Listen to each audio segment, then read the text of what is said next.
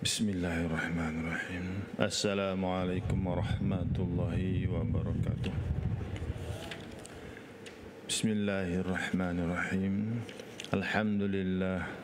Wassalatu wassalamu ala rasulillah wa ala alihi wa ashabihi wa man tabi'ahu wa mawalah. Allahumma salli ala Sayyidina Muhammadin Nabil Ummi wa ala alihi wa ashabihi wa sallim. Amma ba'd. Tuan-tuan dan puan-puan yang dimuliakan Allah Subhanahu wa taala, malam ini kita masuk fasal yang kelima, membicarakan tentang akidah yang batil, akidah yang batil, akidah yang salah, ya, akidah yang tak betul. Bismillahirrahmanirrahim. Qala muallif rahimahullahu taala wa nafa'ana bihi wa bi'ulumihi fid dharaini amin. Faslun ay hadza fasilun, faslan yang kelima, ya, akidah yang batil, pengertian batil dan ciri-ciri akidah yang batil.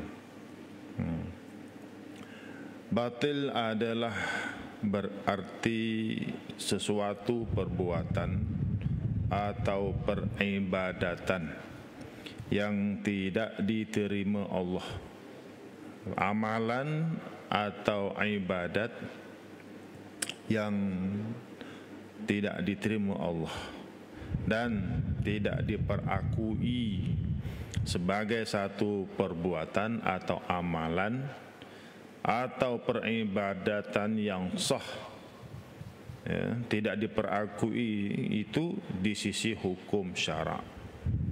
Ya, siapa yang tahu tentang hukum syarak ini? Kita tak tahu, tuan-tuan. Kita ikut mereka yang tahu.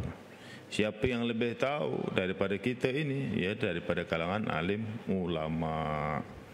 Oleh sebab itu, jangan jauh-jauh dari alim ulama supaya kita tahu hukum hakam. Karena apa? Mereka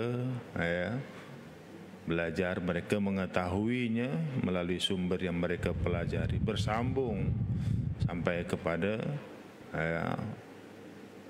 Nabi Muhammad sallallahu alaihi wasallam. Ya. Baik. Akidah yang batil adalah berarti sesuatu i'tiqad atau kepercayaan. I'tiqad itu dalam bahasa Arab, dalam bahasa Melayu kita, kepercayaan yang dipegang dalam hati, yang bercanggah. I'tiqad atau kepercayaan tadi bercanggah dengan nas-nas syar'iyah, dengan dalil-dalil syarak yang bersumberkan daripada Al-Quran dan As-Sunnah, ya, bercanggah daripada sumber Al-Quran dan As-Sunnah. Begitu juga ijtihad para alim ulama. Dengan arti kata lain, akidah yang batil itu adalah sesuatu akidah atau kepercayaan, i'tiqad yang terkeluar daripada i'tiqad ahli sunnah wal jamaah. Contohnya yang terkeluar dari i'tiqad ahli sunnah wal jamaah seperti i'tiqad Mu'tazilah. Ini kalau yang yang dulu ni terkenal, i'tiqad Mu'tazilah, Jabariyah, Qadariyah dan lain-lain lagi dari i'tiqad kumpulan-kumpulan yang sesat.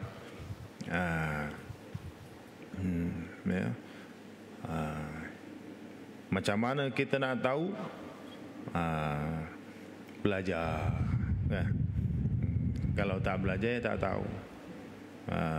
Bila tak tahu, itu yang bercampur aduk kepercayaan dalam hati umat Islam, itu campur aduk. Namanya Islam, ya, tapi kadang-kadang ada kelakuan yang pelik, keyakinan yang pelik. Tapi pasal jahil, dia tidak tahu bahawa dia sudah tersasar.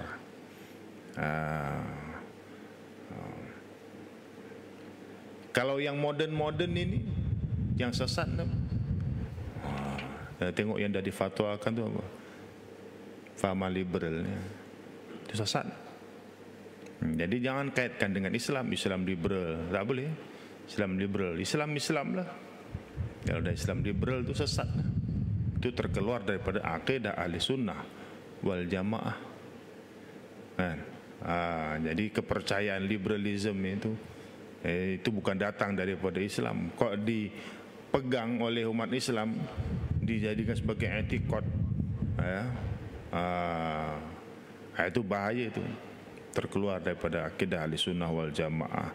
Begitu juga sekularisme, kan? Pahaman sekular ini memisahkan urusan dunia dengan urusan agama. Itu sekular. Urusan agama, dunia. Urusan agama ni pak imam, ustaz aja, masjid kat surau aja. Jadi orang-orang macam ini kalau anda kata ada ditegur sikit tentang akhlak, tentang adab, tentang hukum hakam, awak ni berkhutbah bukan di sini. Nak cakap pasal agama tu kat masjid. Ini orang cakap tentang ekonomi. Awak faham ni tentang ekonomi. Tentang ekonomi. Ini tentang politik. Kalau nak cerita pasal agama, pergi kat masjidnya. Itu. Jadi rosaknya macam mana? Rosaknya bila dah dipisahkan agama daripada juzuk-juzuk kehidupan dan urusan manusia di dunia ini, maka itulah yang jadi rosak. Kalau ekonomi, diambilnya ekonomi kapitalis, diambilnya ekonomi cara orang-orang kafir, yang kaya bertambah kaya, yang miskin jadikan jambatan dan anak tangga, diperah keringatnya, diambil hasilnya, diberikan ampasnya, diperkenalkan sistem riba. Siapa yang memiliki polisi itu dia akan terus kaya. Yang mengambil polisi itu jaga-jaga, akan terkesan mudaratnya. Jadi tak bagus, kan? Kalau dalam bab politik pula tak kira halal haram, dosa pahala, langgar hukum hakam, sehingga bersepah-sepah fitnah, kata-kata dusta nista, kecam mengecam, cantas mencantas, dan sebagainya. Sehingga urusan dunia ini jadi caca merbah, nampak hebat pada fisikalnya, tapi dalamnya rapuh. Dalamnya rapuh.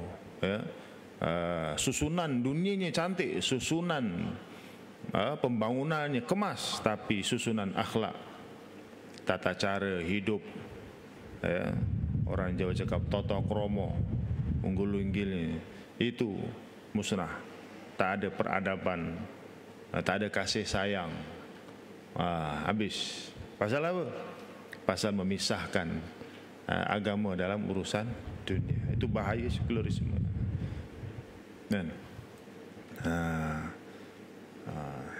apa yang pegang memang terkeluarlah daripada akidah ahli sunnah wal jamaah, sesat. Liberal pula, semua ada sama hak sama rata, kan? Umur 18 tahun kalau nak pilih agama itu terserah, itu hak mereka, kan? Sendi-sendi agama yang dilonggarkan orang-orang liberal ini, sehingga kecintaan dan rasa perjuangan untuk membela, mempertahankan syariah dan maruah agama tidak ada istilah itu dalam diri, sehingga tak peduli sekalipun tindakan itu mencemarkan nama Islam, mencemarkan umat Islam, atau menyusahkan, merugikan umat Islam, kan? Contoh kes ni Elin cukuplah. Dikata di Islam, kan? Tapi tindakan dia itu nampak tak? Menyenangkan Islam ke, memurnikan Islam ke, atau menambahkan persepsi buruk tentang Islam? daripada pandangan dan kacamata orang-orang bukan Islam. Kan kesannya kan buruk. Tak ada jiwa yang tulen cinta pada agama, ya, berjuang dan mempertahankan, longgar dilonggar, ya, sehingga hak nak ikut perintah Allah ataupun tidak itu hak individu, kan, tak ada paksaan, kan. Baru ni kan isu tak ada paksaan, nak pakai tudung ke tak pakai tudung, Islam tak maksa. Itu dia. Itu rosaknya fahaman liberal. Dia memahami agama itu mengikut akal masing-masing, logik akal masing-masing, dan itu sebenarnya adalah Mu'tazilah sebagai pemulanya. Kan, Mu'tazilah begitu. Mu'tazilah ini dia satu i'tiqadnya, i'tiqad daripada golongan yang memahami agama itu, melaksanakan perintah agama itu menggunakan logik akal mereka semata-mata. Sebab itu pendapat-pendapat mereka ni pelik-pelik, kan, bercanggah dengan jumhur ulama, bercanggah dengan ulama-ulama akidah ahli sunnah wal jamaah. Ini saya terangkan secara umum dululah, kan. Macam Mu'tazilah antara lain mereka berpendapat manusia ini dimasukkan syurga ataupun masukkan neraka itu berdasarkan amal mereka, bukan kerana kurniaan Allah Ta'ala, ya. Jadi mereka ni masuk surga kerana amal, tak ada urusannya dengan Allah kehendaki ataupun tidak. Kalau amal baik masuk surga, kalau amal buruk masuk neraka. Itu zahirnya macam logiknya. Itu logik, logiknya. Kan? Adapun akidah Ahlussunnah wal Jamaah bantah manusia dimasukkan surga itu semua adalah kerana rahmat Allah Ta'ala, bukan kerana amal. Rahmat Allah Ta'ala ataupun daripada fadlnya Allah Ta'ala, fadlullah, kurniaan atau anugerah Allah Subhanahu wa Ta'ala. Disanggahnya lagi. Cuba bayangkan kalaulah kerana amalnya, betul-betul kerana amal, ya. Hidup tuan-tuan, hidup kita ni berapa tahun? Kalau kerana amal, ya, kalau kerana amal kita dimasukkan surga, sudah pasti amal kita itu terhad. Amal kita itu terhad. Terhadnya apa? Ada kesudahannya, ada khatimahnya, penyudahnya apa? Penyudah amal kita apa? Mati. Ada orang yang umur 40 tahun mati. Ada orang yang baru umur 30 tahun dah mati. Ada orang umur 60 tahun mati. Ada umur 100 tahun tak mati-mati. Ada yang sampai beratus tahun baru mati. Ya. Jadi kalau ikut amal, maknanya yang untung orang yang umurnya lanjut dan beramalnya banyak, maka lamalah di dalam surga. Ini orang yang baru amal terus mati sekejap ajalah. Maknanya kalau kerana amal pasti ada durasinya. Mesti ada durasinya, berapa tahun, berapa tahun, berapa tahun. Itu tidak adil, kan? Begitu juga halnya kalau anda kata kerana amal, itu orang yang kafir tiba-tiba ketika nak mati itu mengucap 2 kalimah syahadat. Banyak kan berlaku? Banyak, ya. Ada seorang wanita bangsa Cina kan, ketika nak mati itu dia panggil doktor suruh ajarkan dia mengucap. Masya Allah, Tu. Lepas mengucap tak lama tu meninggal. Lepas mengucap tu tak lama meninggal. Macam mana pula? Sama juga macam almarhum Dr. Jamnul Azhar Mulkan. Almarhum pernah cerita masa dia datang ke Ma'had Tahfiz Ihya Ahmadi menyampaikan tazkirahnya. Dia sebut pengalaman seorang bangsa Cina juga, lelaki. Betul-betul sebelum dia menghembuskan nafas terakhir, dia mengucap La ilaha illallah Muhammadur Rasulullah. Terkejut, staf nurse semua terkejut. Mengucap berkali-kali, dia mengucap. Saksi ramai. Orang-orang non-Muslim pun ada yang jadi saksi dekat hospital Georgetown, Penang. Tengok. Jadi bila mengucap, dia tak sempat beramal apa-apa. Jadi kalau ikut logiknya, dia baru mengucap je. Surga apa yang dia nak?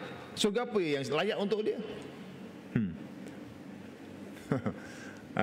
Ya surganya sekejap aja. Tu. Jadi itulah dibahaskan. Tapi kalau tak faham, kalau tak belajar, ya tak ada juga logik tu. Manusia ini dimasukkan surga kerana amalnya, bukan kerana kurniaan Allah Ta'ala, bukan kerana rahmat Allah Ta'ala. Tapi kenyataannya kan,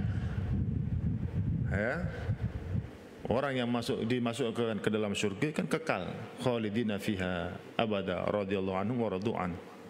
Dzalika liman khasyiya rabbah. Bersenang lenanglah mereka ahli surga ni dalam surga berkekalan.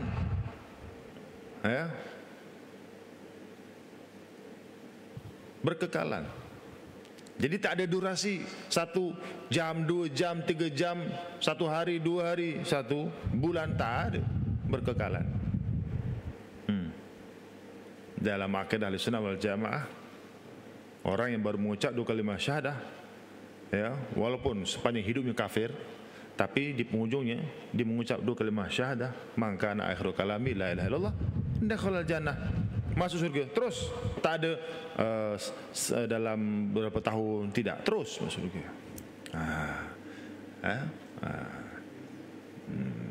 Jadi itu disebut Mu'tazilah ini. Dia dalam bab agama ni semua ikut logik. Jadi hati-hati kalau anda kata ada pandangan-pandangan tentang agama ni main logik aja, itu bahaya. Kan macam Islam liberal kan, Islam liberal semua main logik ya. Beberapa perkara, 16 perkara dalam mahkamah syariah kan, yang dibantah, yang dia istilahnya dia menang lah tu kan, pada zahirnya itu semua logik juga tu kan, main logik ya. Mahkamah sivil pun pasal logik. Yalah, terbatal lah, betul lah tu katanya. Tapi bagi orang yang faham agama, apa perlu dibantah? Kalau betul nak memperteguhkan agama, bagi pandangan, bagi cadangan, pikirkan bagaimana kita nak memartabatkan mahkamah syariah sehingga tidak boleh dicabar, dan levelnya sekurang-kurang sama level dengan mahkamah sivil. Dan mahkamah sivil tak boleh sewenang-wenang nak membatalkan, mempertikai keputusan mahkamah syariah. Sebaliknya begitu sepatutnya. Bukan dia tembak. Jadi jaga-jaga. Jaga-jaga. Sebab tu kena ngaji, kena belajar ilmu akidah.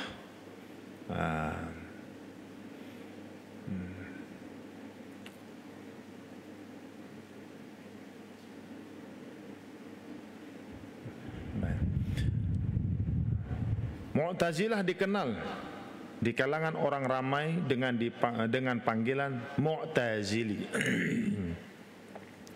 Yaitu apa? Orang yang tergelincir. Orang yang tergelincir, kepleset. Orang Jawa tergelincir ni kepleset. Ini kerana Wasil bin Atha Wasil bin Atha ini telah tergelincir dari fahaman gurunya, yaitu Hasan al-Basri atau Hasan Basri. Hasan Basri ini seorang tabi'in yang bermadzhab ahli sunnah wal jamaah yang mengajar di negeri Basrah, Irak sana tu. Ya. Hasan Basri ini, kalau tak silap, beliau ini lahir dalam zaman pemerintahan Khalifah Umar Al-Khattab, ya. Dan semasa kecilnya itu, sejarahnya beliau pernah disusukan kepada salah seorang daripada isteri Nabi Muhammad sallallahu alaihi wasallam, Ummu Salamah gitu, Ummu Salamah, ya. Itu boleh tengoklah, ya. Itu tradisi orang dulu, orang Arab dulu. Begitu juga lah tradisi zaman kelahiran Nabi kita Muhammad sallallahu alaihi wasallam, kan, disusukan kepada Suhaibatu Aslamiyah, kan, Halimatu Sa'diyah, disusukan kepada wanita-wanita yang solehah, kan.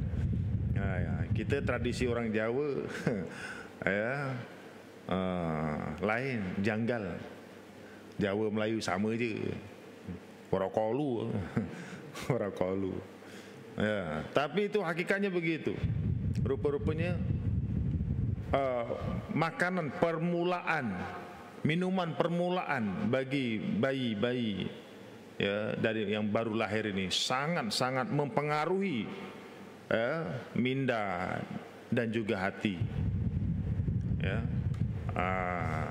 Jadi elok kalau kita contoh tuan-tuan dapat bayi, kan, tak kisahlah walaupun umur dah 70 tahun, kan, dapat rezeki anak, kan, alhamdulillah rezeki. Kawan arwah tok guru saya umur 70 tahun, ya, saya ingat cucu dia dibawa jalan, tate rupiah anaknya. Boleh tahan, kepala dah gondol, botak putih. Tak sangka, tuan-tuan, betul-betul anaknya masa ngaji kat Pendang Kedah dulu. Kan? Cari wanita-wanita yang solehah, ya. Wanita-wanita solehah ini tak semestinya ustazah, tak mesti ustazah. Sama juga orang-orang soleh, kita nak tahnik anak-anak tu tak semestinya tok guru, alim ulama. Yang penting orang soleh. Orang soleh, kan? Orang soleh ini ya bukan kaki dangdutan, kan? Bukan kaki lepak-lepakan, ya. Tapi tak semestinya yang lepak itu tak soleh, bukan. Nah, jangan salah paham, ya. Maknanya dia tak buat maksiat, kita tak pernah nampak dia tu buat maksiat. Solat dia jaga, kerja dia tekun, walaupun tangannya kapalan, kuasar gitu, kerjanya ngupik kelapa, ya. Kalau setakat petik kelapa sawit dengan orang yang kerja ngupik kelapa, tangannya tebal lagi orang ngupik kelapa, tuan-tuan. Iya. Walaupun tangannya kasar gitu, kan. Pasal saya pernah ya, saya itu kerja ngupik kelapa 5 tahun, dari tingkatan 1 sampai tingkatan 5. Asal cutinya ngupik kelapa, cari upah. Satu biji 1 sen, 3 sen, 1 biji 3 sen. Tangan tebal, tuan-tuan. Bila hijrah ke Bagan Serai, nyambung belajar kat sana, kawan-kawan salam, "Hui, ini tapak kaki ke tapak tangan kau ni?" Kita biasa, kenapa? Dia pula tak biasa, tebal betul. Biasa je. Dia kata, kau tapak ini tapak tangan ke tapak kaki? Kau jangan menampar orang ni, pengsan ni. Kasar, tuan-tuan, keras sekalipun begitu.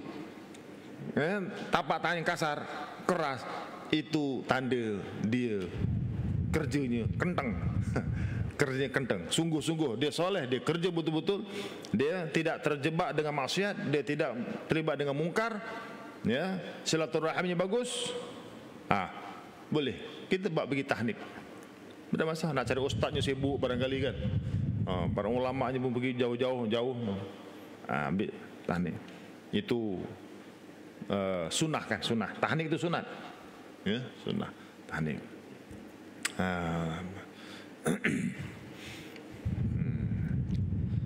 Baik. Jadi Hasan Basri ini begitu. Di masa kecilnya disusukan dengan Ummu Salamah oleh ibunya. Kemudian berguru dengan ramai para sahabat. Ya. Sebab itu antara Hasan al-Basri antara ulama tabi'in yang menjadi rujukan kata-kata penuh hikmah, ya. Dan jiwa kesufiannya sangat luar biasa, ya. Itu Hasan al-Basri, Hasan Basri. Punya anak murid, ya. Anak murid ini bernama Wasil bin Atta. Mula-mula elok, lama-lama Wasil bin Atta ni dia mula menyeleweng, mula kontra pandangannya dengan Tok Guru. Dia rasa dia bijak. Dia rasa dia bijak. Banyak kenyataan-kenyataan Tok Gurunya disanggah, ya. Banyak kenyataan-kenyataan Tok Gurunya ini, pengajaran-pengajaran dalam sesi pengajarannya itu disanggah oleh Wasil bin Atta ini. Jadi pada satu ketika pengajaran Hasan Basri sampai kepada satu masalah mengenai seseorang, mengenai seorang Islam yang mengerjakan dosa besar. Ini disebut dalam kitab masalah irtikabul kabair. Masalah irtikabul kabair ini masalah orang Islam yang melakukan dosa besar.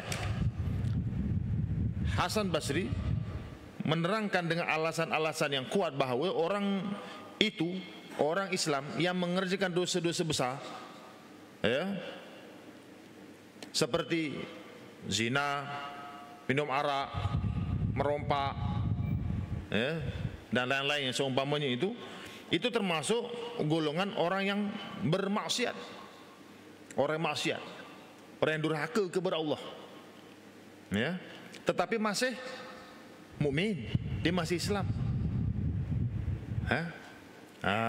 Selama mana dia percaya kepada Allah, kan? Selama mana dia percaya kepada Allah. Tengok perompak, ya, pencuri kan. Kalau dia curi pergi kampung-kampung, yang dicuri apa? Ayam, betul ayam. Kambing, lembu curi, ya. Tapi bila sampai masa dia nak makan, disembelih tak? Orang curi ayam, tuan-tuan, dia nak makan ayam tu, ayam tu yang curi, dia sembelih ke dia betot aja. Kebetot tu dia, ini leher ayam, ini badan ayam, dia itu dibetot. Ini bahasa tempat saya lah, tuan-tuan. Di orang-orang Cina sebelah sana, kat sahabat bernama tu, dia kalau nak dipetot dulu, betot, lepas tu dicucuk. Kan, dia tak disembelih. Tapi tengok, kan, pencuri ayam ke lembu tu, dia nak jual ke, jual korban, tapi dia curi lembu, disembelih tak? Sembelih, disembelih juga. Maknanya apa? Dia tahu, ya, maknanya pencuri pun tahu hukum tu. Dia tak curi babi. Kan, dia tak curi babi, dia curi lembu, kambing, kerbau, itu. Lepas tu nanti kalau nak dijual lagi, dia mesti sembelih, ya. Kenapa tak digepuk aja? Tak boleh, haram, kena sembelih juga. Tahu. Itu maknanya apa? Walaupun dia mengerjakan dosa besar, dia tetap seorang mukmin, ya, selama dia percaya kepada Allah dan Rasulnya dan segala perkhabaran yang dibawanya oleh Nabi dan Rasul, ataupun perkhabaran yang ada di dalam Al-Quran dan As-Sunnah. Dia masih meyakini Allah itu sebagai Tuhan, ya. Sekalipun dia tak sembahyang, masih meyakini Nabi Muhammad itu sebagai Rasul, kan? Sekalipun hidupnya tak tentu hala, kan? Ini pendapat Ahli Sunnah wal Jamaah yang diajarkan oleh Hasan Basri, ya, ketika dalam sesi pengajarannya. Pendapat Hasan Basri ini telah dibangkang, dibantah oleh muridnya. Siapa tadi? Wasil bin Atta itulah. Wasil bin Atta ni antara murid yang senior, ya, senior. Tu tuan-tuan, kadang-kadang Allah uji. Kalau belajar itu untuk nak menguji, dia akan jadi begitu. Tapi kalau belajar tu kerana Allah, kerana dia nak menghilangkan kejahilan, insya-Allah berkat. Pentingnya niat. Datang pengajian, datang belajar, niat kena betul. Ya. Wasil berkata, orang yang mengerjakan dosa besar tidak lagi dikira sebagai orang mukmin. Dibangkang untuk gurunya. Tetapi dia tidak pula menjadi kafir. Wah, pening. Maknanya apa? Dia bukan mukmin sebab dia mengerjakan dosa besar. Tapi dalam masa yang sama dia bukan orang kafir. Tak pening itu tuan-tuan. Jika dia tidak bertaubat, di akhirat kelak dia kekal di dalam neraka. Kalau dia tak bertaubat, dalam akhirat, di akhirat kekal dalam neraka. Tetapi azabnya ringan. Tidak seperti azab yang dirasai oleh orang-orang kafir yang sejati, kafir-kafir asli. Seperti mana Abu Talib kan, kan yang antara yang diazab tapi ringan azabnya. Tapi ringan-ringan pun menggelegak otak. Dipakaikan kasut daripada bara api. Itu menggelegak otak. Dan dia merasakan dialah orang yang terpaling dahsyat di azab Allah Ta'ala. Padahal itulah seringan-ringan azab dia di dalam neraka Allah. Ini pendapat Wasil. Dia kalau dalam melakukan dosa itu mati tak taubat, dia sudah tidak mukmin dan dia tidak pula kafir, tapi masuk dalam neraka kekal selamanya. Cuma ringan aja. Dan Wasil berpendapat orang yang kekal dalam neraka ada dua kumpulan. Tengok, dia ngajari untuk gurunya pula. Dia ngajar untuk gurunya pula. Yang pertama kafir sejati, kedua orang Islam yang melakukan dosa besar tanpa taubat. Fikiran dan pendapat ataupun pemikiran dan pendapat Wasil ini tidak dapat diterima oleh gurunya, yaitu Hasan Basri. Lalu diusirnya Wasil dari golongannya, daripada kumpulannya, daripada kelas pengajian, dihalau. Dan Wasil pun mengasingkan diri ke sebuah tempat pengajian yang tersendiri dan meneruskan keyakinannya dan disebarkannya. Jadi ada tu ajaran Mu'tazilah itu ketika itu tersebar juga, kan. Tapi sempat dicantaslah oleh Hasan Basri, dan akhirnya ulama Imam Ahmad ibn Hanbal,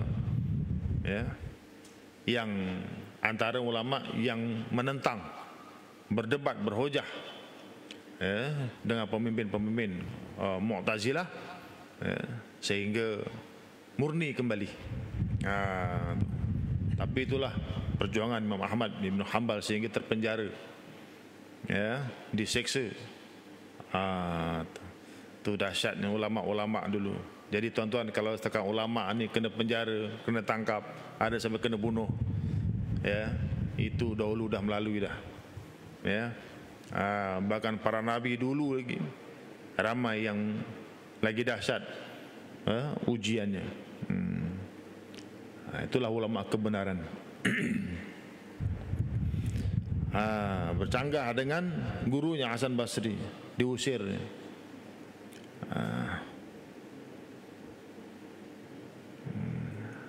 Ekstrim tuan-tuan, pendapat pemikiran aliran Mu'tazilah ini di ekstrim, di ekstrim.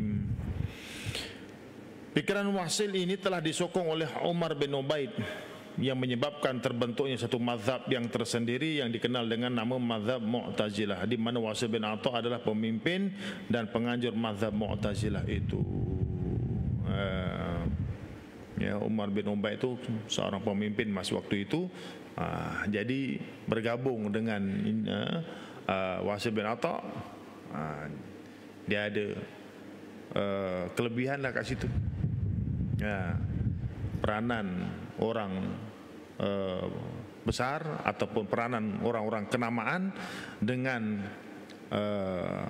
golongan yang membawa aliran yang songsang ini, yang sesat ini, dia akan tersebar.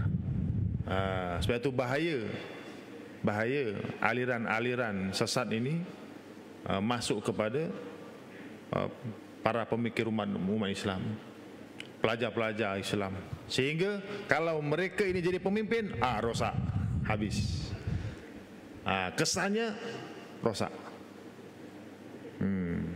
Bukan menambahkan kukuh agama Islam, bukan menambahkan tingginya syiar Islam, bukan menambahkan lagi hebatnya dilihat Islam itu. Tak, makin nampak ya buruknya Islam ni. Ya, nampak Islam ni macam kolot sangat. Ya, macam Islam ni kalau apa istilah nak berpegang teguh ni, wah itu ekstrim, tak boleh. Kan?